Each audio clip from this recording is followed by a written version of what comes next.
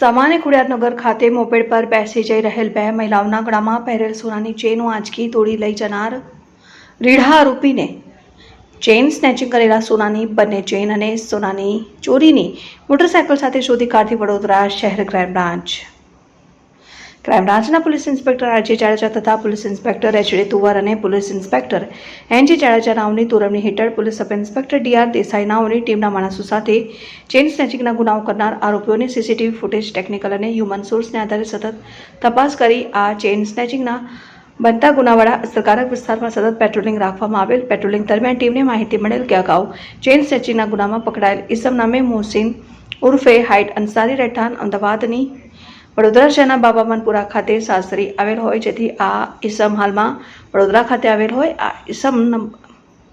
number plate વગરની motorcycle સાથે તેની પાસેની બે સોનાની ચેન વેચી નાખવાની ફિરાકમાં પાણીગેટ આયુર્વેદિક કોલેજ રોડ ખાતે હાજર છે તેવી માહિતી મળતા તેને તુરંત જ પાણીગેટ આયુર્વેદિક કોલેજ રોડ પર જઈ તપાસ કરતા સ્થળ પર નંબર પ્લેટ વગરની મોટરસાયકલ સાથે હાજર એક ઈસમ ક્રાઇમ બ્રાન્ચની ટીમને જોઈ મોટરસાયકલ ચાલુ કરી ભાગવાનો પ્રયાસ કરી રહેલ શંકાસ્પદ જણાતા ઈસમને